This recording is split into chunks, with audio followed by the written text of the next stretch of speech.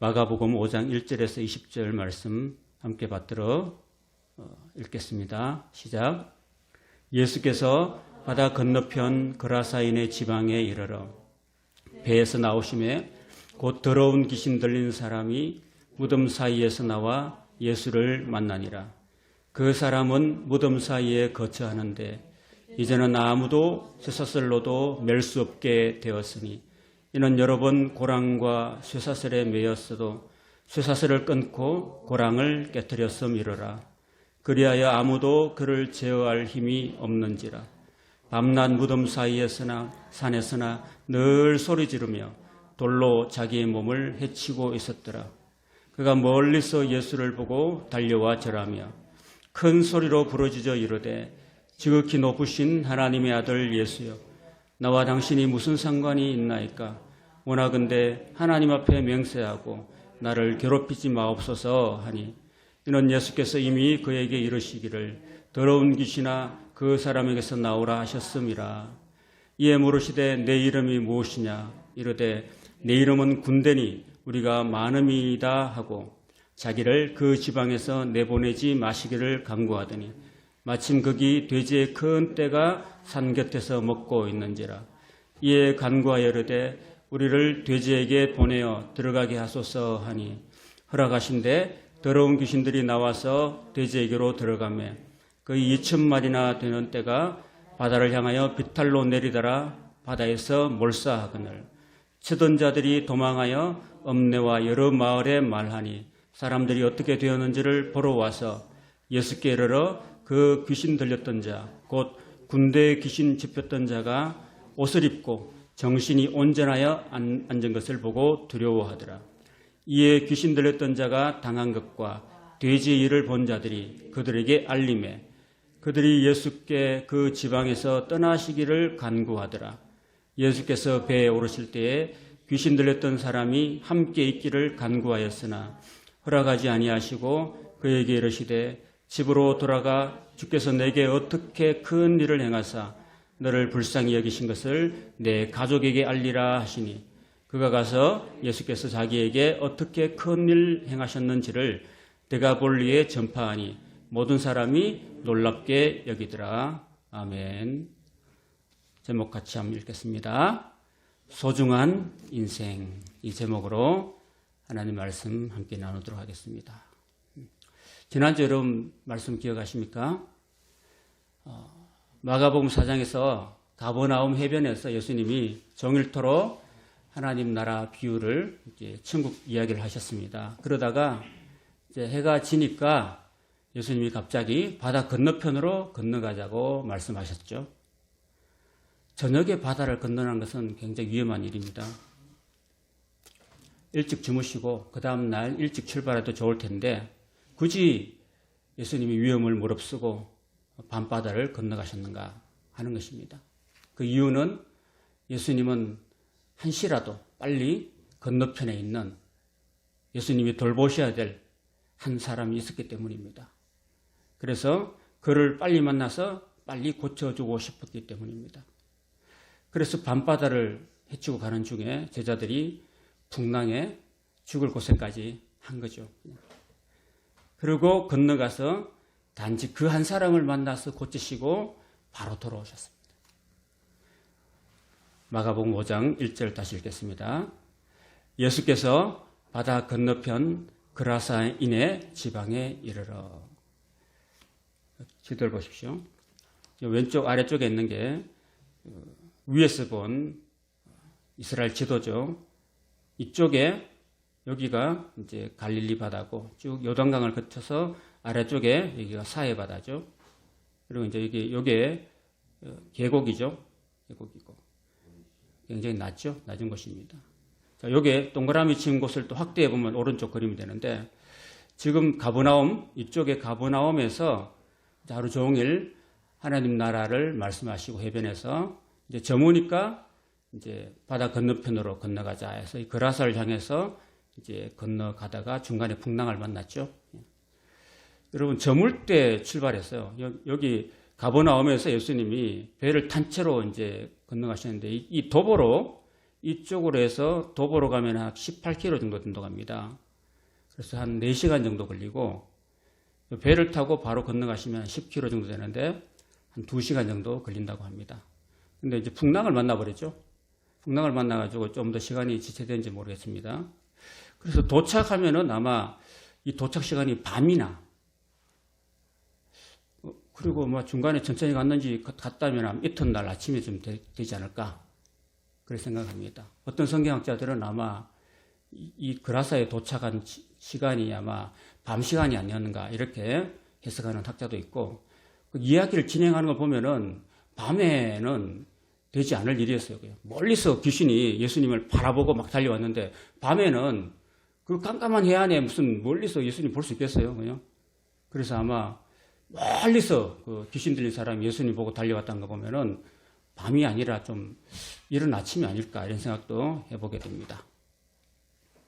자, 2절 배에서 나오심에 곧 더러운 귀신 들린 사람이 무덤 사이에서 나와서 예수를 만나니라.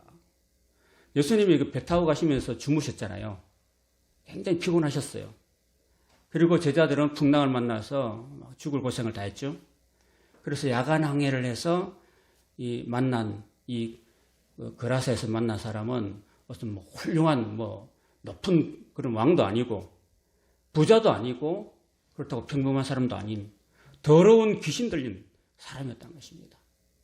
그래서 이 더러운 귀신 들린 사람에 대해서 3절에서 5절을 보면은 그가 귀신에 잡혀가지고 얼마나 피폐한 삶을 살고 있는지를 설명하고 있어요. 3절에서 5절 같이 읽겠습니다.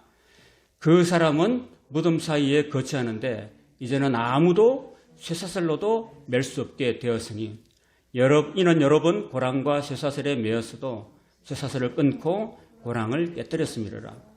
그리하여 아무도 그를 제어할 힘이 없는지라. 밤낮 무덤 사이에서나 산에서나 늘 소리 지르며 돌로 자기의 몸을 해치고 있었다. 이게 귀신 들린 사람의 실체 모습이었습니다.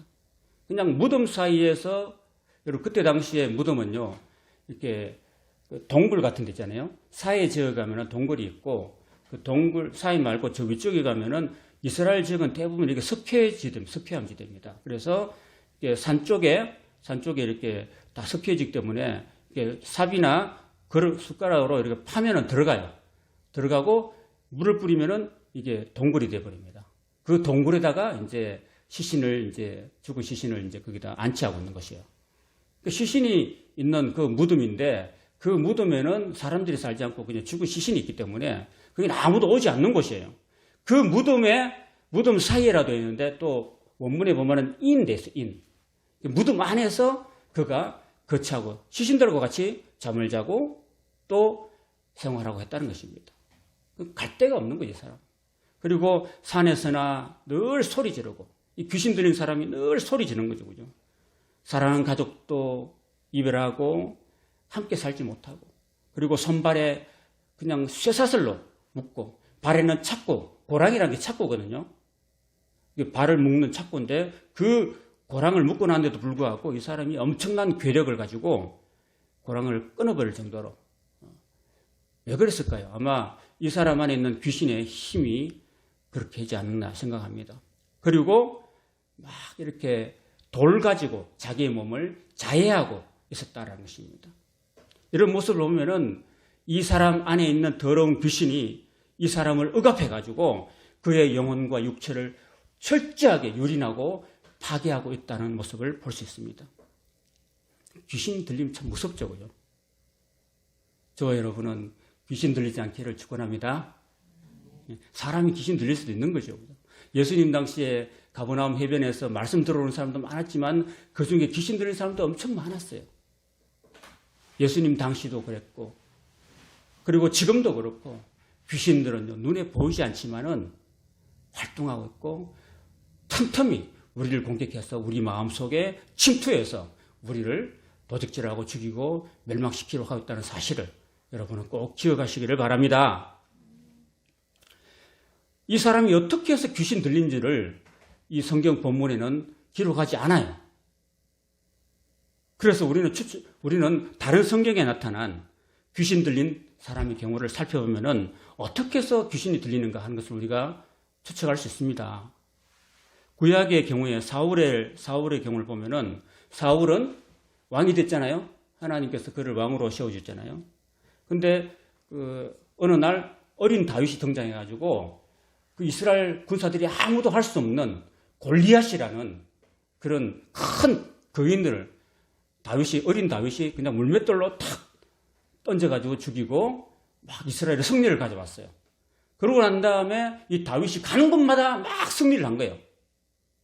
그러니까 막 승리해서 이제 돌아오잖아요. 막 돌아오면은 개선하는 장군 앞에 막 여인들이 막 춤을 추잖아요. 춤을 추면서 막 다윗을 찬양하는 거예요. 사울이 죽인 자는 천천히고 다윗이 죽인 자는 만만히로다. 이렇게 막 여인들이 막 춤을 추면서 그렇게 말했다는 겁니다. 자, 왕의 입장에서, 사울의 입장에서 나는 천천만 돌리고 내 밑에 부하는 만만을 돌리니까 왕의 입장에서는 시기가 나요, 안 나요?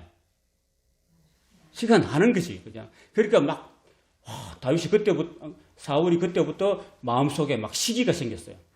와, 저놈이 곧바로 이제 내 왕자를 차지하게 될 것이다.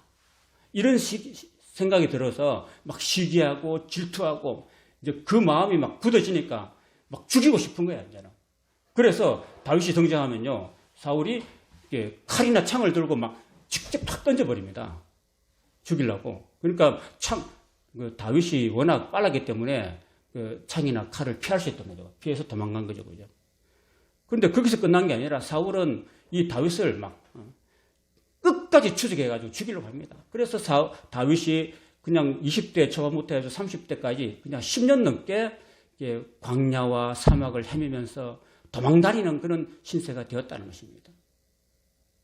사람 마음속에 미움과 질투와 시기가 막 끌어오르면은 이 사람한테 악령이 들어올 수 있다는 이야기인 것입니다. 심지어 이 사울왕은요, 하나님께도 죄를 범했습니다. 하나님께서 어느 날 사울아, 너는 저 아말렉 군대를 진멸해라. 아말렉은 여러분, 이스라엘이 출애굽에서 광야 40년을 지날 때 아주 못되게 굴었던 그런 족속이었습니다. 그러니까 그 남자만 해도 50만 3,550명이잖아요. 그 남녀, 노유, 짐들이나 짐승 다 이동할 때 처지는 사람 있잖아요. 처지는 사람 뒤에서 그 처지는 사람들, 아프거나 또는 뭐 병이 있거나 또는 동작이 느리거나 어린애가 있는 그런 가정들은 처져요. 그 처진 뒷꽁무니에 이 아말렉 족들이 항상 섭병해가지고 어린 아이들이나 부녀자들을 약탈하고 죽이고 빼앗았던 그런 족속이 바로 아말렉 족속이었습니다. 그래서 하나님께서 사울 왕에게 아말렉 족속을 진멸해라. 짐승까지도 죽이지 마. 하나도 살리지 말고 다 100% 죽이라고 하나님 명령하셨거든요. 근데 이 사울 왕이 그렇게 따르지 않았습니다. 사울 왕의 마음속에 탐욕이 넘쳤습니다. 탁 죽이려고 보니까 그 동물들, 가축들 중에서 막 실한 그 소들이나 양들을 하나도 안 죽였어요. 안 죽이고 그걸 빼돌렸어요. 자기가 했던 거죠. 탐욕을 부렸습니다.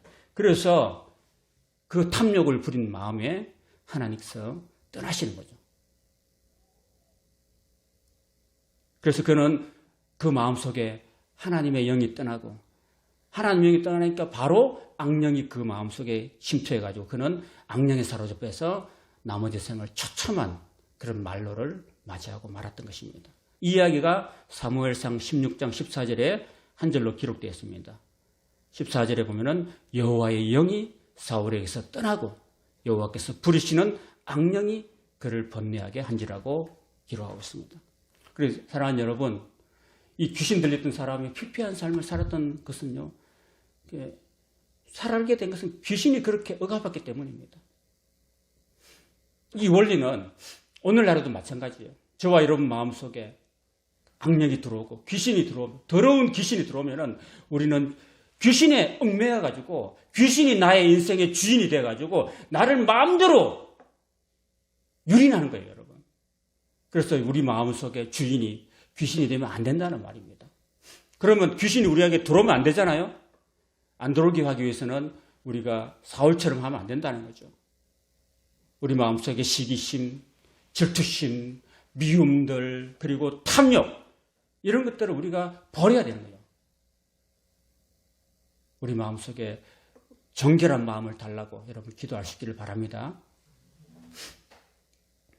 6절 그가 멀리서 예수를 보고 달려와 절하며 큰 소리로 부르짖어 이르되 지극히 높으신 하나님의 아들 예수여 나와 당신이 무슨 상관이 있나이까 원하건대 하나님 앞에 명세하고 나를 괴롭히지 마옵소서 하니 이는 예수께서 이미 그에게 이르시기를 더러운 귀신아 그 사람에게서 나오라 하셨습니다. 귀신은 사람에게 들어가서 그 사람을 철저히 유린하고 괴롭히면서도 자기를 괴롭히는 자기를 그 사람에게서는 쫓아내는 예수님께 상관하지 말고 자기를 괴롭히지 말라고 막 저항하고 있어요. 아이러니하죠, 그죠? 귀신이 가장 괴로워하는 것이 뭐냐 하면은 자기가 집으로 삼고 있는 사람에게서 예수님이 나가라고 하는 것을 가장 두려워하는 거죠. 여러분, 전번에 제가 말씀드렸는데 빈집의 비유 알죠? 빈집의 비유. 그 빈집에서 귀신이 살다가 쫓겨나왔어요. 근데 그 집이 귀신이 나고 난 다음에 수리되고 비고 청소가 되었어요. 그러니까 아무도 안 들어왔어. 그러니까 그 쫓겨난 귀신이 다시 한 번 더 자기 친구 악한 7 귀신을 더 데리고 와서 그 집에 그 사람 안에 들어오니까 이 사람의 나중 형편이 처음 형편보다 훨씬 더 악하게 됐다는 이야기를 하고 있는 이야기가 있습니다. 누가복음에 의하면은 이 누가복음 이 동일한 기사가 마태복음 8장에도 기록되어 있고 누가복음 8장에도 기록되어 있는데 누가복음 8장에 보면은요 여기 동일한 이 귀신이 무엇을 두려워했냐면은 예수님께 무저갱이에 들어가지 말도록 강구하고 있어요. 여러분 무저갱이라는 것은요 나중에 천정왕국 때 이게 사탄이 이게 갇히게 되는 곳이에요. 그 무저갱이라는 것은 없을 무자예요. 끝이 없는 밑이 없는 그런 큰 그런 구덩이죠. 그 구덩이에 하나님께서 사탄을 이렇게 딱 넣어버리고 잠가버려요. 그 사탄이 없어지니까 천년 왕국이 이 땅에 이루어지고 그때가 계시록에 나옵니다. 근데 최후 심판 전에 무저갱이에 들어가는 것을 모든 귀신들이 가장 무서워하는 거예요. 그래서 누가복음 8장에 보면은 예수님께서 이렇게 딱 나오니까 그 더러운 귀신들이 예수님 우리를 그 무저갱이에 들여버리지 마십시오라고 이렇게 강구하고 있는 거죠. 그죠? 자, 9절 이에 물으시되 내 이름이 무엇이냐 이르되 내 이름은 군대다. 이 군대라는 말은요 레기온이라는 뜻입니다. 레기온. L-E-G-I-O-N. 레기온은 당시에 6,000명 정도로 구성된 로마의 군단이에요. 그 6,000명 정도의 그 많은 그런 엄청난 수의 귀신이 이 그라사 한 사람한테 들어가셨다는 것입니다. 여러분 그 복음서에 보면은 막달라 마리아 있잖아요. 막달라 마리아 안에 7 귀신이 들어갔다고 그러잖아요. 7 귀신 들어가가지고 괴로워했는데 예수님께서 그를 고쳐주셨잖아요. 그 고침받은 막달라 마리아가 자기의 온 재산을 들여서 예수님을 끝까지 모필하고 또 예수님의 제자로의 삶을 살아가는데 7 귀신이 아니라 이건 뭐 수천의 그런 귀신이 한 사람한테 들어가 있었으니까 이 사람이 얼마나 참 피폐한 삶을 살았겠습니까, 여러분? 한 사람한테 하나의 귀신이 들어가도 힘든데 끔찍하죠, 그죠? 그래서 저는 저와 여러분이 우리가 신앙생활을 하면서 우리가 가장 조심해야 될 것은 우리가 우리 마음을 이렇게 빈틈을 줘가지고 우리 마음속에 틈이 있어가지고 사탄이 악령이 우리 속에 들어오는 것을 가장 조심해야 될 거라 생각합니다. 부부싸움 하더라도 해가 지기 전에는 다 화해하라고 그랬어요. 왜 그런지 아세요? 사도 바울이? 그 해가 지도록 싸우고 화해하지 않으면요. 그 화해하지 않는 그 틈에 마귀가 침투하기 때문에 그랬어요. 그러니까 우리가 이 세상 살면서 우리가 잘못된 삶을 살 때 이 틈을 가지고 비듬은 틈에 사탄이 악령들이 들어와서 들어와 버리면 안 나가든 잘 안 나가요. 그러니까 우리 인생이 피폐한 인생이 된다는 겁니다. 자기를 그 지방에서 내보내지 마시기를 강구했다 그랬습니다. 그 지방이 어디예요? 그라사. 현대의 이름으로 쿠르시라고 해요. 쿠르시. 그 지방에서 내보내지 마시기를 강구했다는 것은 그 귀신들도요, 각자 자기가 활동하는 구역이 있어요. 이 건입동에 활동하는 귀신들이 있고 신제주에 활동하는 귀신들도 있다는 거죠. 그리고 사실 제주도에도 이게 각 지역에 활동하는 귀신들이 있다는 거죠. 제주도에 무슨 풍습이 있어요? 신구관이 있잖아요. 신구관. 신구관이 있다는 것은 신구관이 뭐예요? 그러니까 우리가 절기 있잖아요. 24절기 중에서 마지막 절기였던 그 대안 있잖아요. 대안. 대안으로부터 5일 지난 다섯째부터 해가지고 입춘 3일 전까지를 이 기간을 신구간이라고 합니다.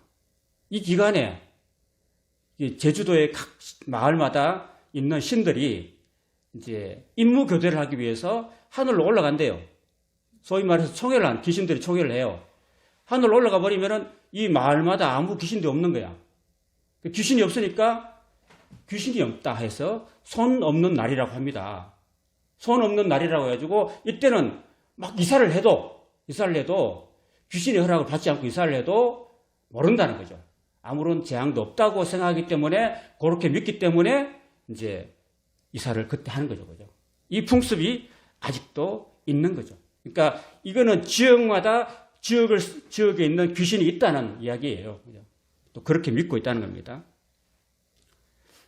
그래서 제가 준비한 원래 2021년도 1월달 신축년 대안이 1월 22일이었고 대안으로부터 다섯째 되는 1월 25일이 25 월요일부터 입춘 2월 3일 입춘이었는데 3일 전인 1월 31일까지가 이 기간이 약 일주일 정도가 제주도의 신구간이에요. 이때 이사를 많이 하는 거죠. 그죠? 그래서 뭐 TV 같은 데도 신구간에 맞춰가지고 막 아파트 공동주택 공급하고 그때 막 이사철 되고 막 하는 거죠. 그죠? 아직도 우리 할아버지, 할머니, 어르신들 또는 이런 분 가운데는 이런 생각들이 많이 있는 거죠. 그죠?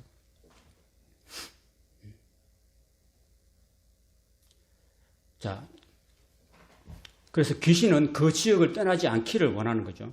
그렇지만 이것을 예수님이 허락하지 않자 귀신들은 마지막으로 예수님께 요청하는데 돼지떼에 들어가려고 하는 거예요. 자, 11절에서 13절 읽겠습니다. 마침 거기 돼지의 큰 떼가 산 곁에서 먹고 있는지라. 잠깐만요. 귀신은 이제 그 기간에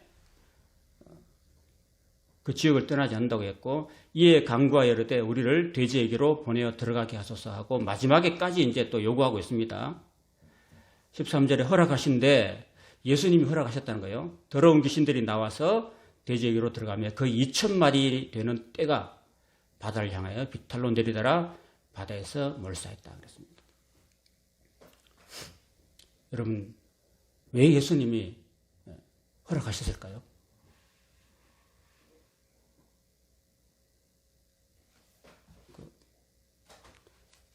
2,000마리의 돼지떼가 안 중요한 게 아니죠. 그죠?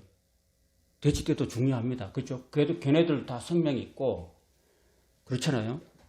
그렇지만은 2,000마리의 돼지떼에게 그 수천의 귀신들이 들어가도록 예수님이 허락하셨다는 거죠.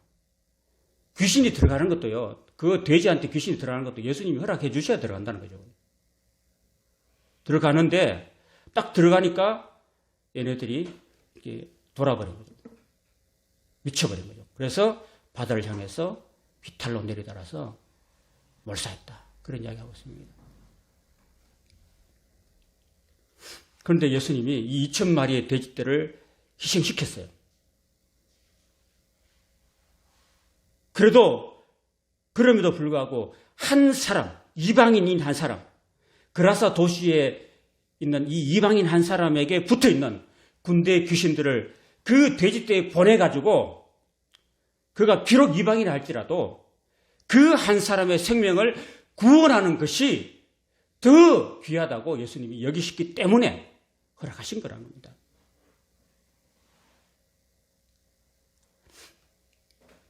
요나서 4장 10절에서 11절 이런 이야기가 있습니다. 여호와께서 이르시되 네가 수고도 아니하였고 재배도 아니하였고 하룻밤에 났다가 하룻밤에 말라버린 이 박넝쿨을 아꼈거든. 하물며 이 큰 성 니느웨에는 좌우를 분별하지 못하는 자가 12만여 명이다. 좌우를 분별하지 못하면 몇 살쯤 돼요? 돌도 안 낸 애기들이잖아요. 그 애기들만 해도 12만 명이 있다는 거죠. 가축도 많이 있고 하는데 내가 어찌 아끼지 아니하겠느냐고 하나님께서 말씀하신 거죠. 40일이 지나면은 하나님께서 이 니느웨 성을 멸망시키러 작정하셨어요. 그래서 멸망시키기 전에라도 하나님께서는 요나라는 선지자를 통해서 저 먼 땅 니느웨까지 보내신 거죠. 회개하라고 외치도록 보내신 거죠. 왜? 그들이 회개해야지만이 살기 때문에. 그래서 하나님께서는 이 불순종하는 요나를 다시 물고기 뱃속에 집어넣었다가 토하게 만들어가지고 또 그쪽으로 보내신 거잖아요. 하나님께서 왜 그렇게 하셨냐면은 그 니느웨에 이방인들이 살고 있었던 그 사람들, 그 어린아이만 해도 12만 명이 되는 그 도시를 하나님이 멸망시키기 전에 회개의 기회를 주시고 그들을 구원하시고자 하시는 하나님의 사랑이 있었기 때문인 것입니다. 하나님이 우리를 사랑하지 않았으면 이 땅에 예수님을 보내셨겠습니까? 자, 여러분이 힘든 인생을 살아가고 있잖아요. 그러면 제가 한번 질문해 볼게요. 오늘 본문에 나타난 그라사에서 군대 귀신 들리는 사람이 피폐한 삶을 살고 있습니까? 오늘 내 자신이 피폐한 삶을 살고 있습니까? 생각해 보십시오. 그 피폐한 인생, 영혼과 육체가 썩어져가는, 유린당하는 그런 인생 살았던 그 그라사의 군대 귀신 들린 한 사람, 그 한 사람을 구하기 위해서 예수님은 굳이 밤바다를 갔었어요. 풍랑을 만났습니다. 제자들이 그것 때문에 죽을 고생했어요.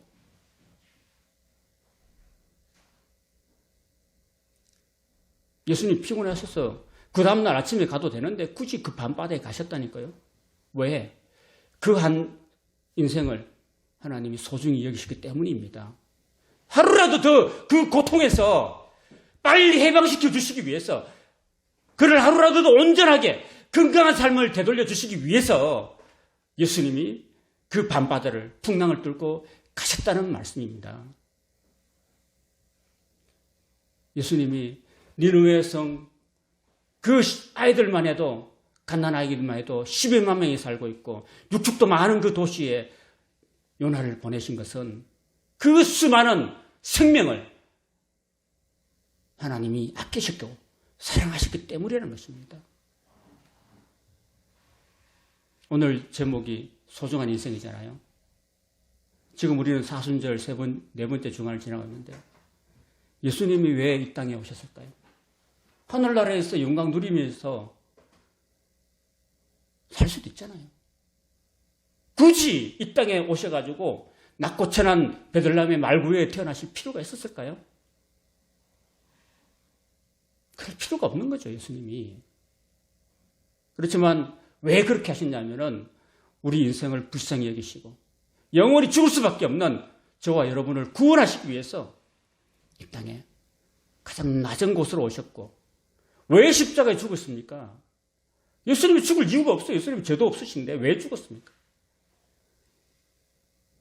저와 여러분이 지은 죄값을 대신 치러주시기 위해서, 그리고 저와 여러분을 생명의 나라로, 영원한 천국으로 인도하시기 위해서, 사탄의 권세에서 우리를 건져주시기 위해서 예수님이 그 무거운 고통스러운 십자가를 지셨다는 것입니다. 고통을 당하셨다는 것입니다. 14절, 치던 자들이 도망하여 읍내와 여러 마을에 말하니 사람들이 어떻게 되었는지를 보러 와서 예수께로 그 귀신 들렸던 자 곧 군대에 귀신 집혔던 자가 옷을 입고 정신이 온전하게 앉은 것을 보고 두려워하더라. 사실 두려워할 일이에요. 기뻐할 일 아닙니까? 그죠? 자기 마을에서 아무리 쇠사슬로 묶어놓고 착고를 채워놔도 막 설치고 막 소리 지르고, 두려워서 그 앞에 사람들이 가까이 접근할 수도 없는 그 한 사람이 예수님 때문에 온전하게 됐다는 겁니다. 그러면은 기뻐해야 되고 즐거워해야 되지 않겠습니까? 그죠? 근데 이 사람들은 두려워했다는 겁니다. 이 귀신들 들렸던 자가 당한 것과 돼지를 본 자들이 그들에게 알림해 그들이 예수께 그 지방에서 떠나시기를 간구했다는 것입니다. 왜요? 그라사 주민들은 한 사람을 온전케 하신 예수님을 정말 기뻐하고 환영하기보다는 자기들의 재산, 그 재산들, 뭐 여기만 돼지 2,000마리가 있는가 딴 데도 있었겠죠. 또 딴 데에 있던 또 돼지들이 또 몰사할까 봐 예수님 때문에 자기 재산에 손해가 날 것을 염려하고 두려워했기 때문에 예수님을 그 지역에서 떠나시도록 요구한 거죠. 이런 걸 보면 이방인들은 생명의 가치보다는 돈의 가치를 더 중요하게 여겼다는 것입니다. 오늘 물질주의 문명, 이 만모니즘도 예수님의 구원보다도 이 땅에서의 부귀와 영화와 성공을 더 추구하고 있다는 것입니다. 돈이 많으면 장땡이죠. 그죠? 그러나 안타깝게도 하나님의 구원에서 점점 멀어지고 있는 우리들의 모습, 이 땅의 현실인 것을 이 말씀 통해서 보여주고 있는 것입니다. 저와 여러분은 짧은 인생을 살고 있습니다. 여러분. 예수님께서는 하나님과 재물을 겸하여 섬길 수 없다고 이야기하고 있습니다. 저는 요즘 최근에 내 주변에서 많은 분들이 세상을 떠나는 모습을 봅니다. 작년 요맘때 저한테 그 제주 노회장 고산교회 박영칠 목사님이 저한테 우리 영광이 장학금 때문에 전화를 했어요. 제주 노회에서 우리 영광이를 위해서 총회 장학금을 추천한다고 전화를 하셨어요. 요맘때. 그게 지금 제 핸드폰에 녹음이 되어 있어요. 근데 며칠 전에, 얼마 전에 갑자기 이 목사님이 1961년생인데 돌아가셨어요. 그렇게 건강하시던 분이 제주 노회장을 감당하시면서 모든 제주 교회들을 돌아보시면서 사랑을 베풀어 주셨던 그 분이 갑자기 지난주에 돌아가셨습니다. 그러니까 사람이 언제 죽을지 모르겠더라고요.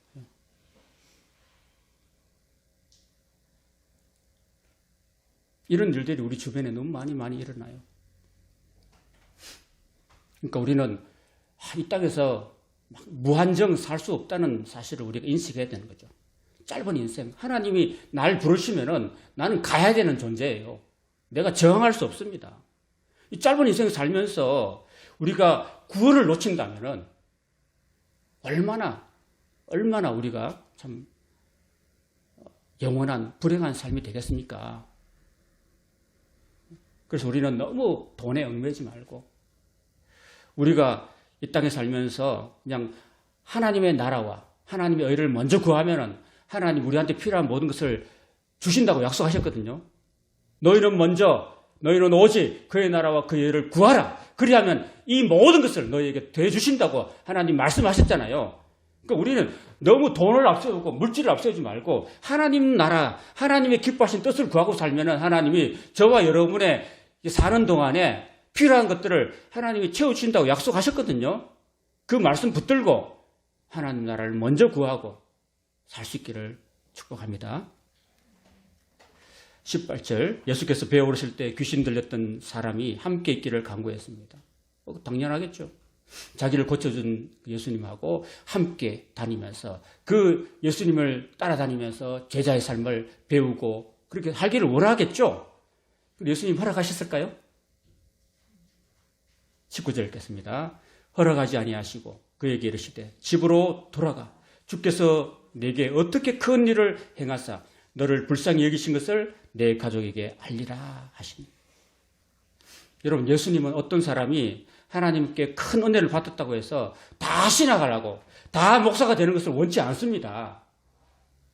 우리 옛날에는 조금만 은혜 받고 조금만 기적을 체험하고 조금만 병을 고치면 막 다 때려치우고 그냥 다 신학해가지고 목사가 되려고 했었어요.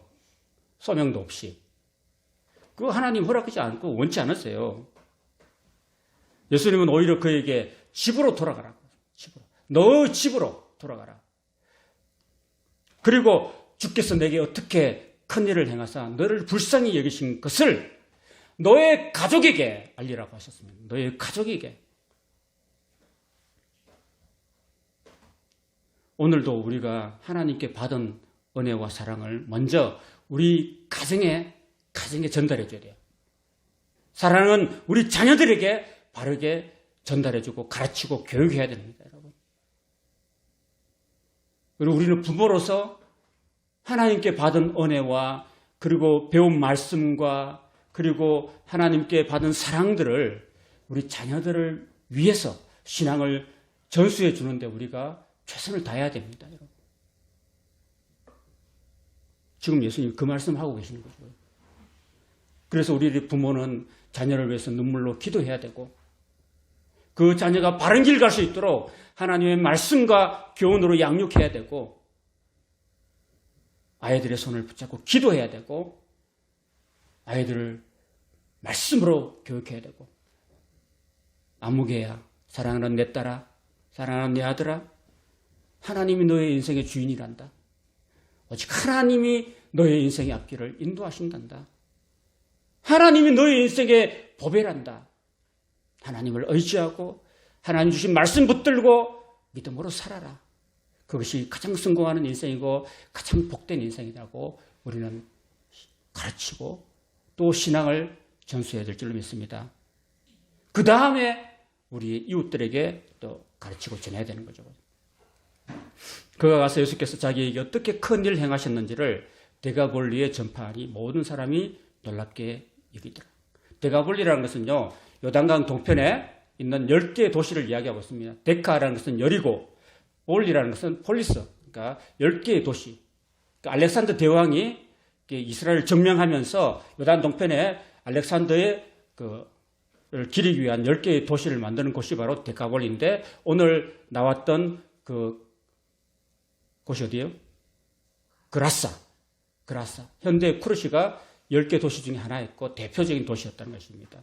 그런데 가족한테 전하라고 했는데 이 사람은 가족한테 전할 뿐 아니라 온 데가볼리에 다 전파해가지고 모든 사람이 하나님이 행하신 것을 듣도록 전하는 삶을 살았다라는 것입니다.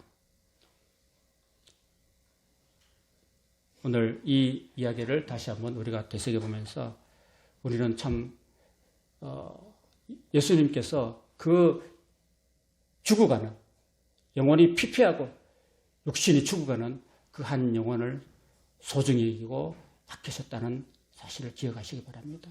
왜요?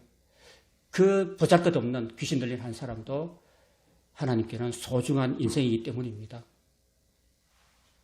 저와 여러분들도 지금도 우리는 하나님께 사랑받고 있고 또 하나님이 소중히 여기시고 계시고 있다는 사실을 기억하시기 바랍니다. 내 삶이 어려워도 그래도 하나님의 사랑은 변치 않습니다. 내가 힘든 일을 하고 있고 지금 내 삶이 피폐하다 할지라도 하나님의 사랑은 변함이 없습니다. 한번 따라해 볼까요? 나는 소중한 인생이다. 나는 지금도 하나님께 사랑받는 인생이다. 아멘. 예, 기도하시겠습니다.